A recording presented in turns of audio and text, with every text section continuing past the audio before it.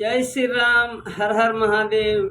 ये पितृ मास के महीने में मैं आप सबके बीच दो शब्द उत्पन्न करना चाहता हूँ और आपके आँखों से वो पट्टियाँ हटा देना चाहता हूँ जो आप पिंडदान के विधियों में लगे हुए हैं, क्योंकि ये बीज है।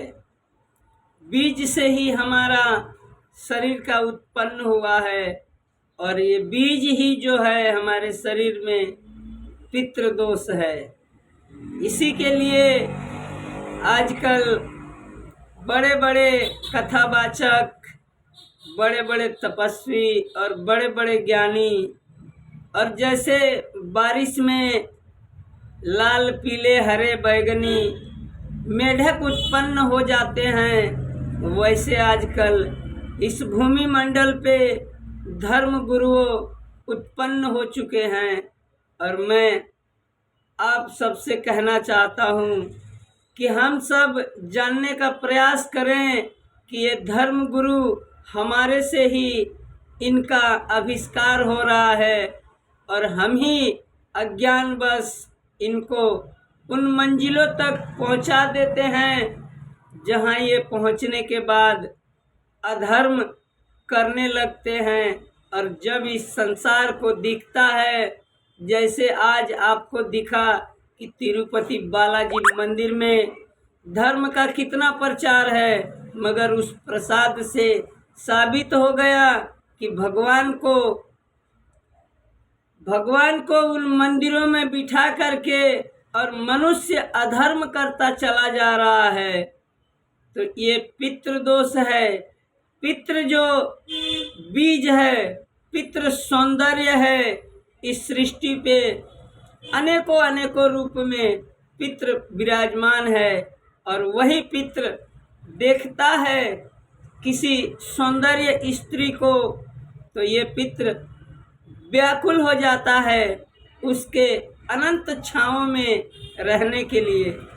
जैसे कोई मनुष्य तपती हुई धूप में चलता है और उसको आगे कोई हरा भरा वृक्ष मिल जाता है, उसके नीचे बैठ करके वो कितना आनंद प्राप्त करता है, वैसे ही इन पितरों ने इन सौंदर्य रूप धारण किया कि ये पितृ जब एक दूसरे के प्रति प्रेम उत्पन्न करेंगे तो एक दूसरा पितृ का आविष्कार हो जाएगा, जिससे प्रेम बढ़ता चला जाएगा।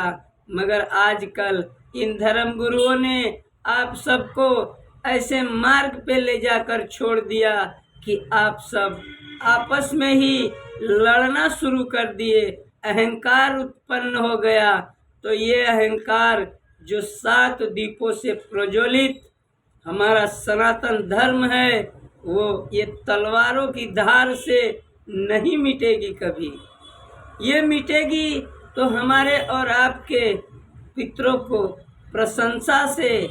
जैसे हम ये पितृ का महीना है, जैसे हम अपने पूरे फैमिली को, मामा मामी, नाना नानी, दादा दादी, भाई काका, सबको भोजन कराएं, तभी ये जिभ्या जो है, जिभ्या पे कोई भी चीज़ का हम रस लेते हैं तो ये पूरे शरीर को आनंद आ जाता है, क्योंकि यही पितृ है मूल रूप से।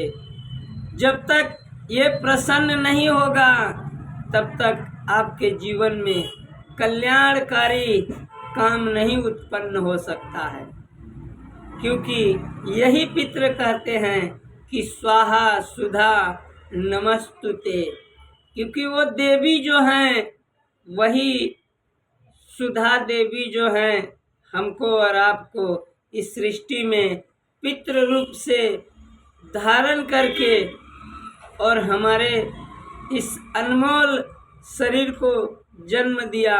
और आज हम सब उन्हीं पितृ के बीज को घरों से बाहर निकाल दे रहे हैं और लोग बड़े बड़े आश्रम चला रहे हैं। आप देखिए, किसी व्यक्ति को कोई बच्चा लंगड़ा हो गया, वो आश्रम में छोड़ देता है। कोई व्यक्ति को अंधा लड़का हो गया, वो आश्रम में छोड़ देता है।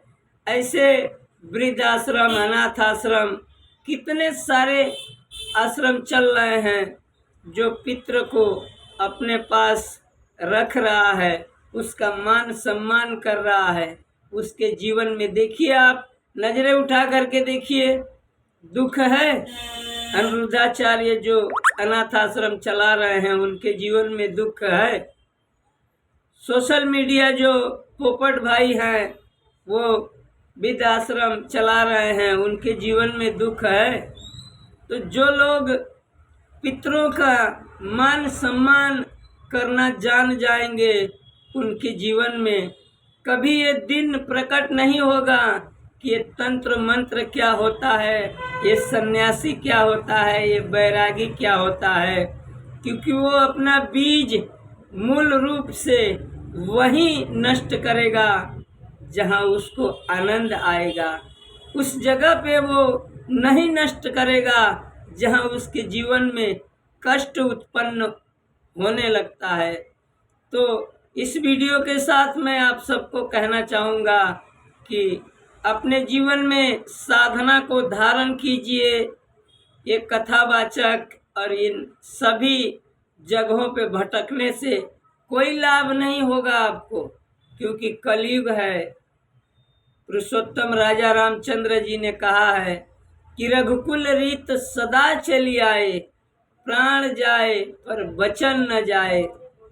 जो व्यक्ति अपनी वाणी को मिठास में रखेगा, जो अपने मित्रों से, मजदूरों से, माता पिता से, बीवी से प्रेम रखेगा, उसके जीवन में कभी दुख प्रकट नहीं हो सकते हैं।